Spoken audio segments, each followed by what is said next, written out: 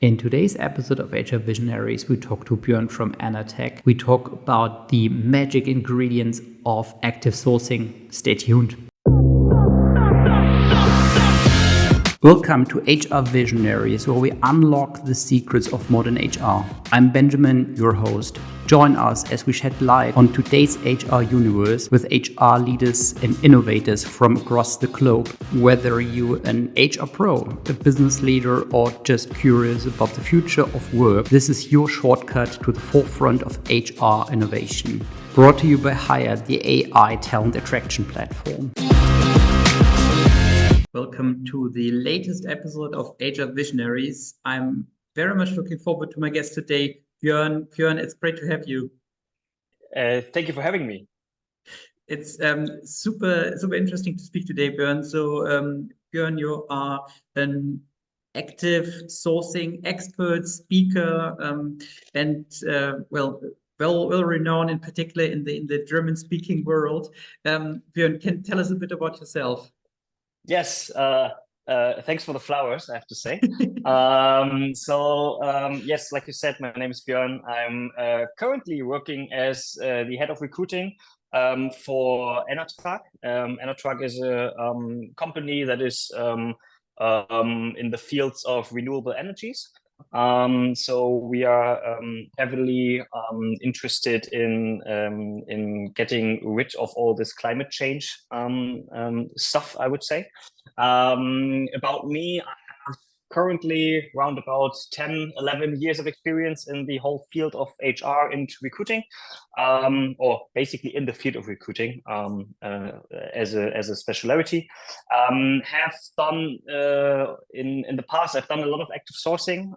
So this is basically where I come from, but with I would say, slightly different approach than many probably others have, and see active sourcing in particular as one of the biggest challenges, but as one of the biggest success stories that we could probably have.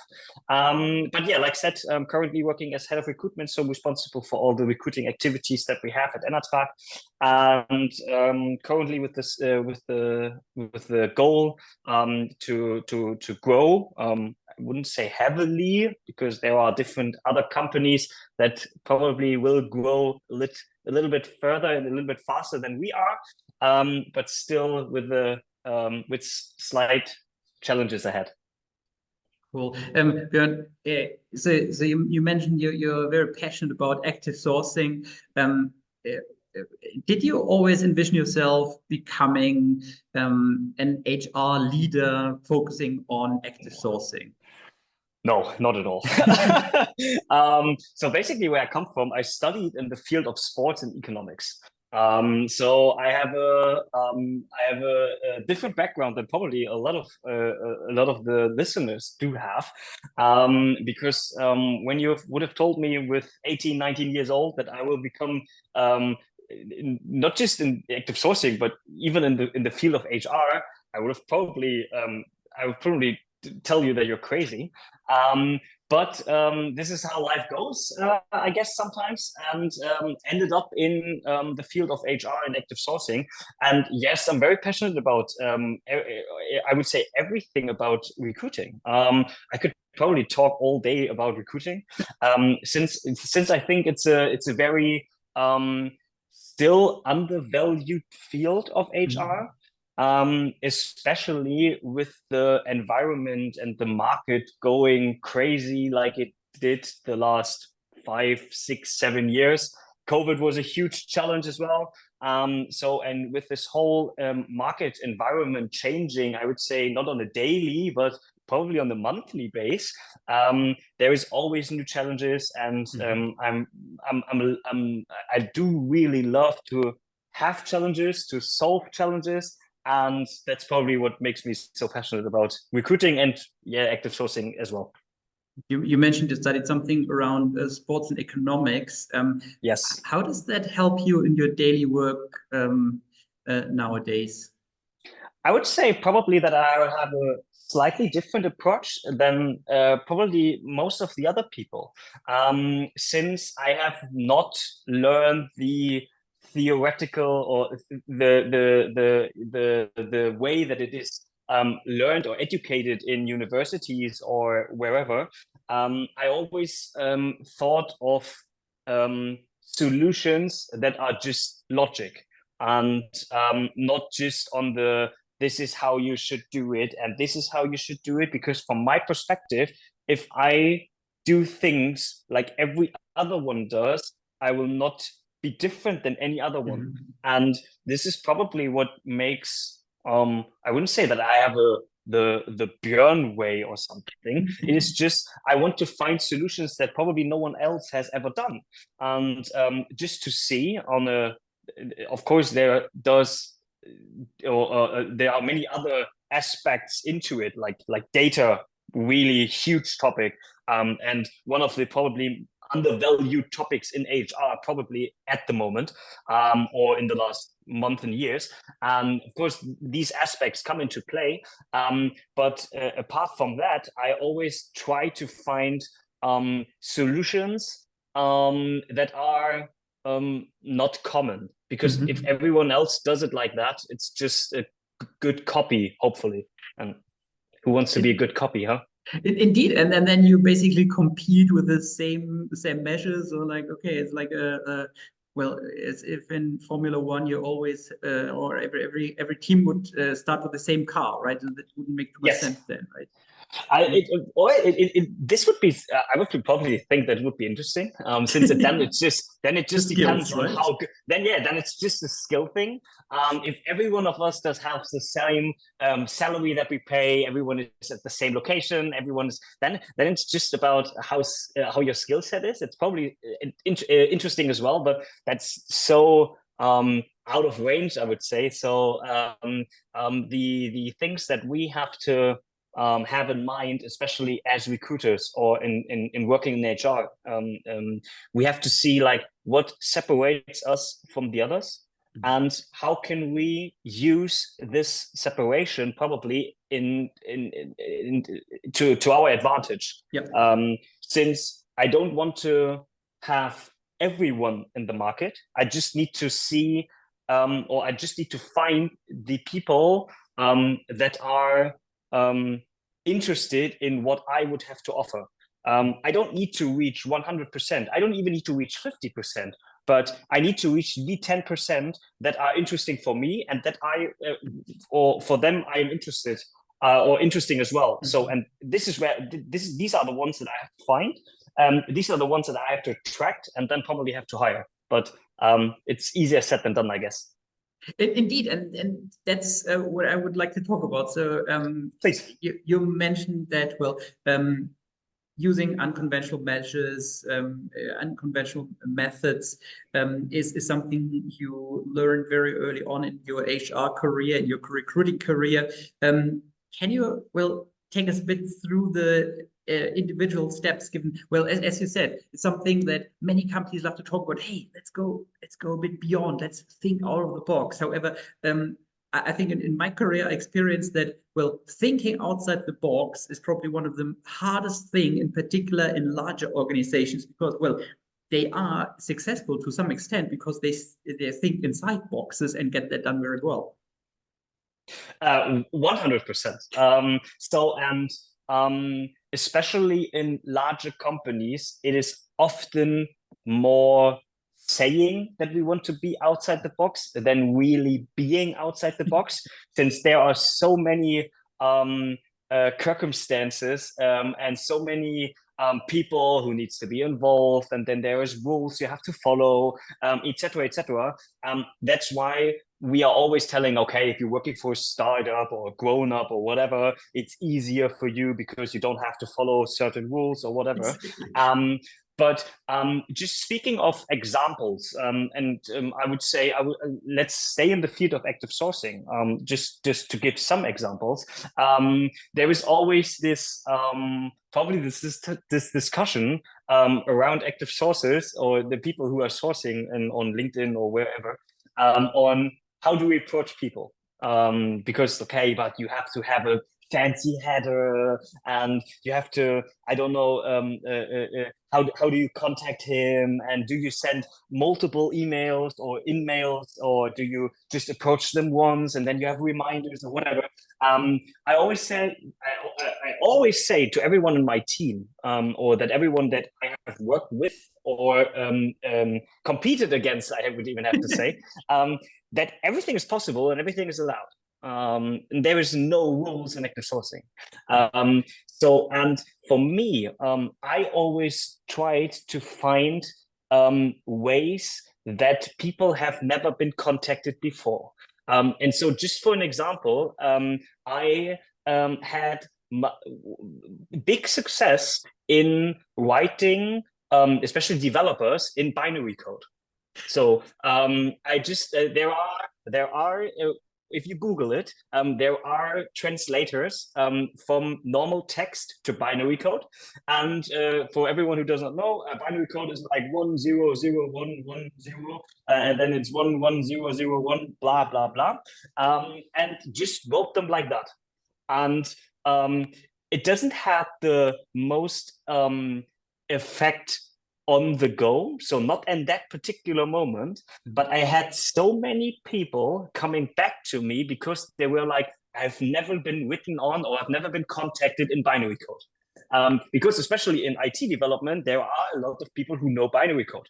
And that's just one thing that a lot of people were like, okay, but how did you do this, and why, and what was it? Wasn't it a success, and etc. And I was like, yeah, I tried it, and then afterwards, of course, I had my measurements. I had to see, like, okay, I contacted not 10,000 of people, but just a number of 200, 300, 400, whatever, and just see on how's the response in comparison to our general response. How do the people come back, etc. And if I would have just on the moment where everyone responded, the response itself was not as positive as I hoped it would be, of course, as a sourcer, but long-term development in that case was one of the best messages I've ever had, because there were so many people coming back to me, and it wasn't a fact of where I was working at that point. It was the fact that they would come back to me no matter where I was at that point and be like, okay, I found it very interesting.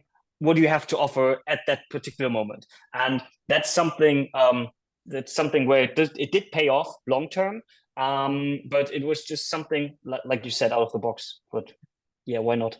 It's also something you tell your buddies, right? So I've been approached, and you know what, crazy guy, but you need to hear that story.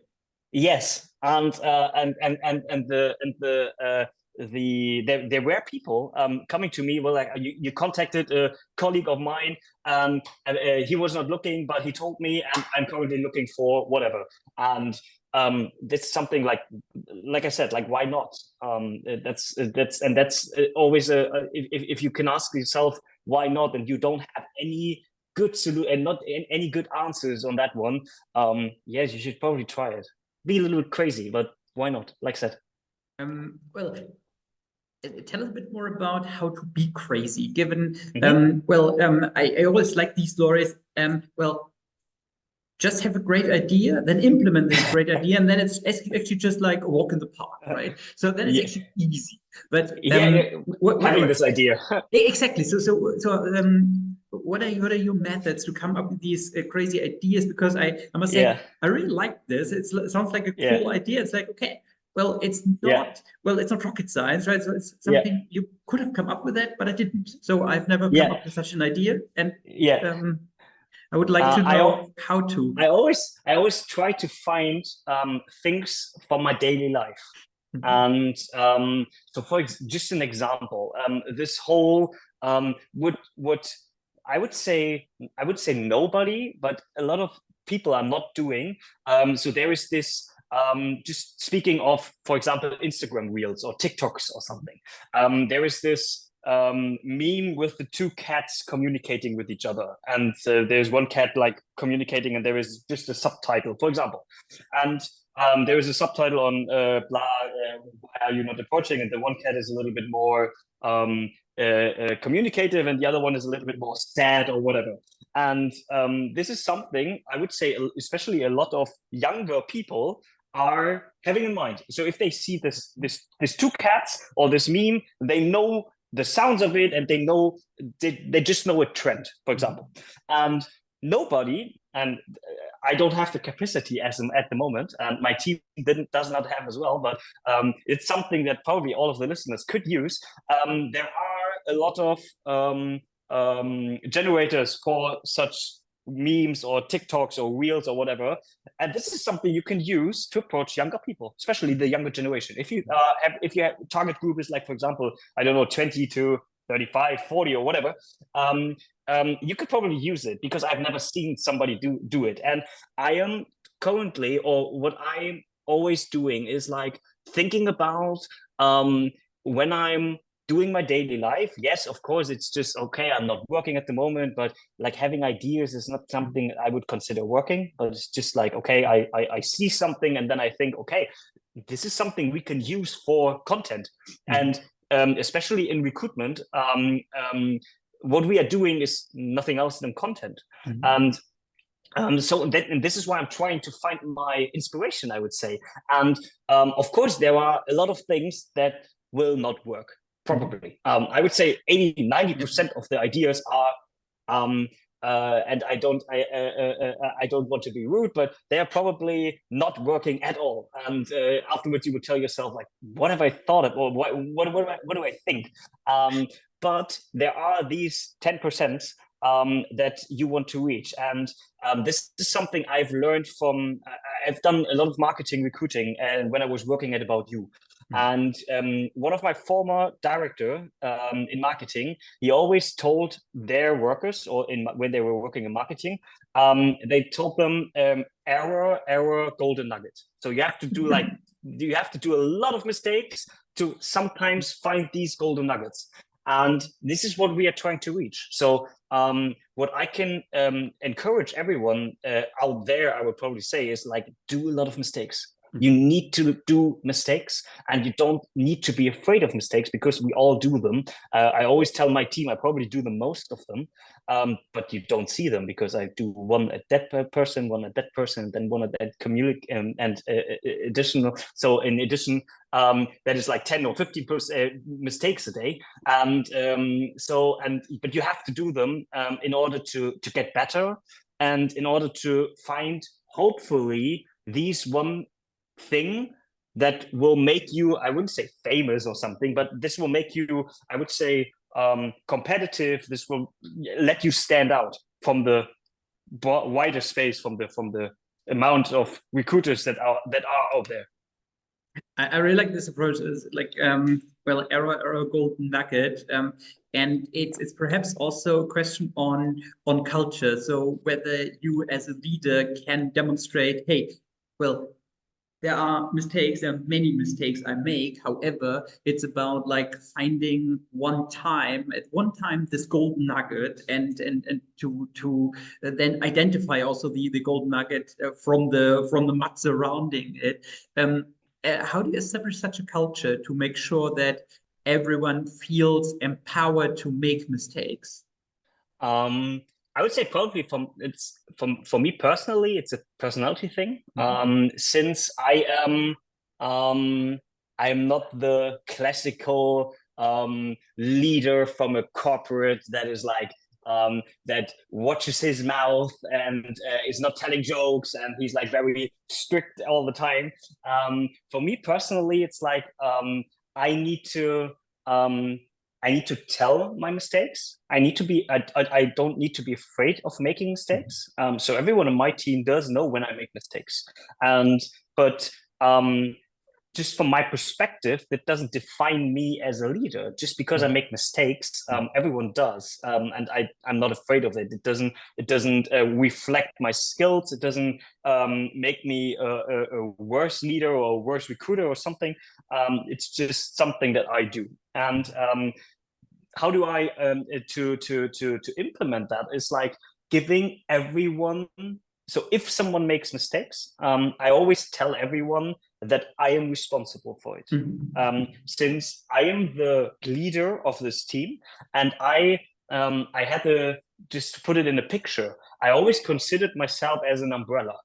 So if rain is coming down on my team, you need an umbrella that is there to hold up most of the rain.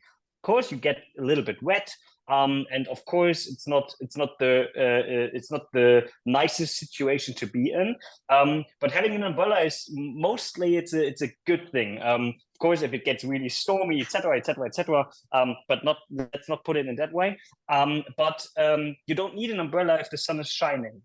So if everything is going good and my team is having really a lot of success and everything is going good, you're not the one who needs me. But especially if rain is coming down, I am there. If you don't need me at that moment, so if you are having success, if you are hiring a lot of people, etc., this is where you don't need me. And that's how I would consider myself, especially as a. I think the term for it is servant leader. I guess that's the official term for it. But I like the umbrella. It's the umbrella story then, and I like that. I do like that a lot. So this is how I consider myself, and give them room to improve them. So if someone's making mistakes, let's look at the mistakes and not blame anyone, but just have a look on why did this mistake happen. Of course, if you do the same mistake 15 times in 2 days, then we probably should talk about why does this happen. But if we just talk about doing mistakes, okay, let's learn from it, and then afterwards let's be a better version of myself tomorrow, for example. You mentioned before that the importance of HR, the importance of recruiting has increased tremendously over the last years. Be prepared, it's a bit of a longer question now. Okay, I'll listen. Given the importance has increased a lot over the last years, and also there's a lot of transformation within the HR department. So it's like, in the Western world, the market for talents has shifted a lot. We are now facing very much a situation where, currently there's a bit of a dip, but we can already see from the projections and demographics, where you can see from where the demand will be. Okay, well, the market's going to be tight over the next year, so there will be lots of competitions around the really relevant people. So in a situation where there is a lot of transformation, where there are new challenges coming up, how do you make sure that such a culture of mistakes are allowed is established when you have already a massive transformation, and then you bring in also this cultural dimension of hey, it's not like us working more and more hours, but we have to try new things, be creative, fail, adapt, and then get things right? Very good question, but I always have to, or where do I put this? If you would consider the market tight at the current, at that moment, let's speak in 5 years, and then we'd be like, okay, back in 2024, awesome. That was easy. So I think it is something, or for me personally, I try to not look in the past so much. Mm-hmm. So just try to go ahead and solve the problems that we have currently. And speaking of the culture, of course, my team is not here at the moment. I can tell everything, but I'm always trying to. So if we, or put it another way, if I would think about my team as jobs as well, I need to make sure that they will stay at their current employee, hopefully my team, for as long as I can think, or as long as it is possible, and to make sure that this is working, I am trying a lot to let them have fun at work. Since this is, for me personally, one of the biggest things that I am responsible for as a leader, to give this room. Because if I would put a lot of pressure on them all the time, I would put hard KPIs and be like, okay, you have to reach, like, you need to write 100 people a week, otherwise we have a talk like every Friday, or you need to be longer there for Fridays or whatever. And just hit them or whatever.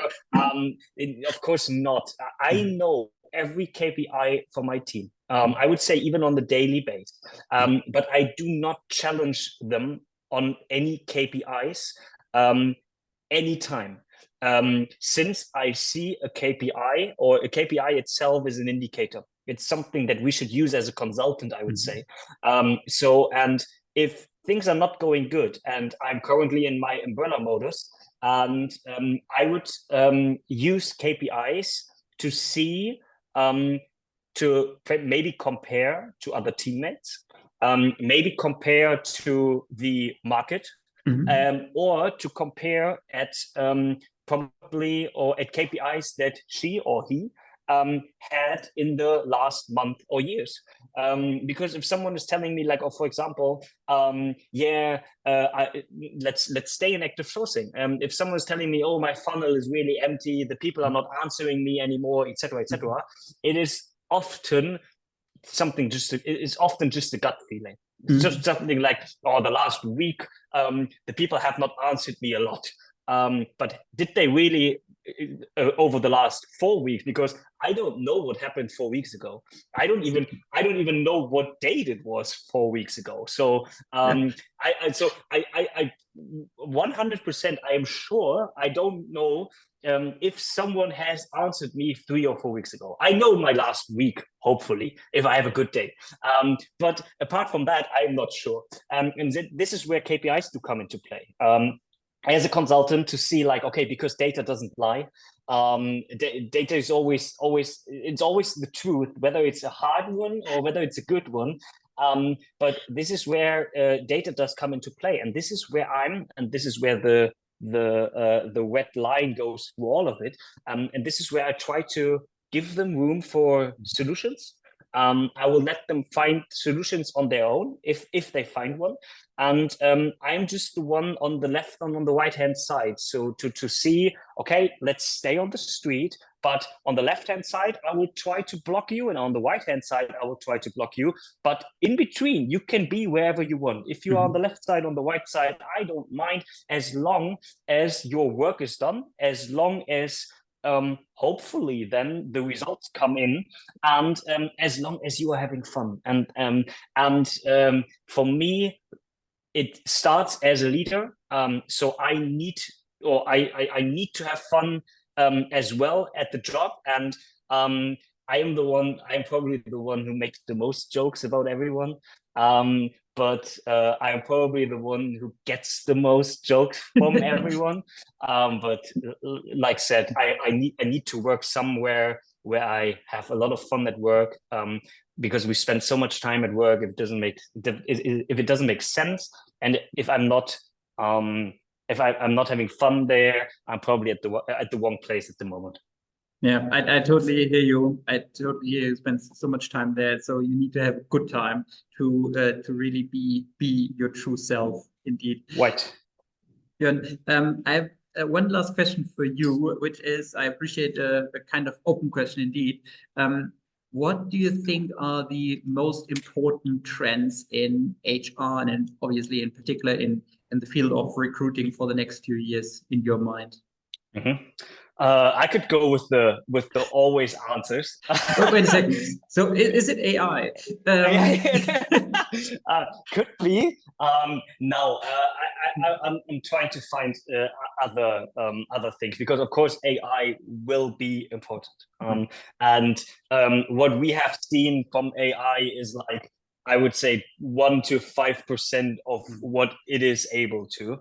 And this is something where every recruiter needs to adapt afterwards and needs to find his place in working with AI. But and everyone who's using it at the moment does have a huge advantage about every other one. Yeah. But let's not try to say AI.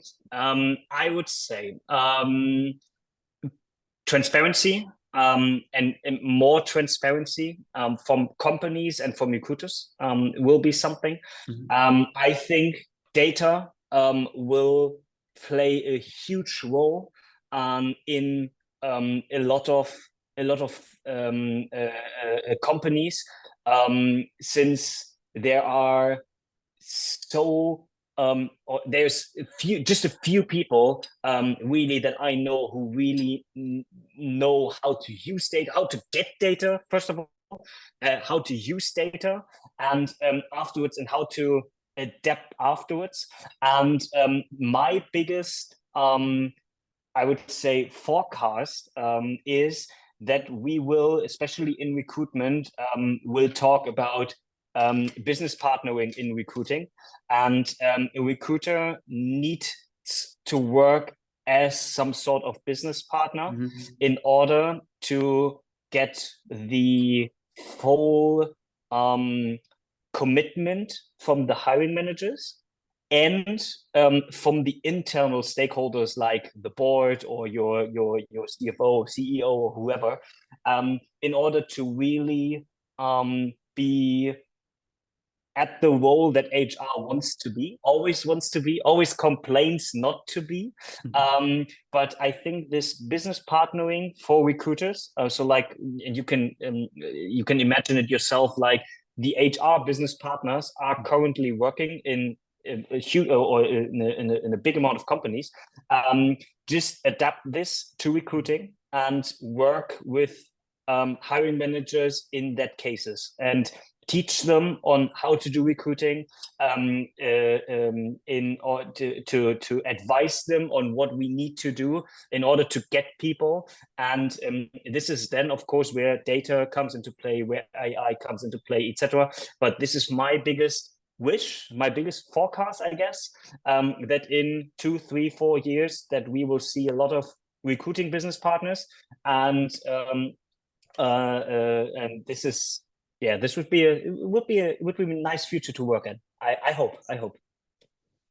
Awesome, Björn. Thank you so much for your input. It was super interesting. I really like the story about approaching developers on with binary code. That's fabulous. Björn, thanks a million. It was great talking to you. Thank you very much. Thank you much for having me, and thanks everyone who took the time and listened to us. And also from my side, great thanks for listening in, and see you next time.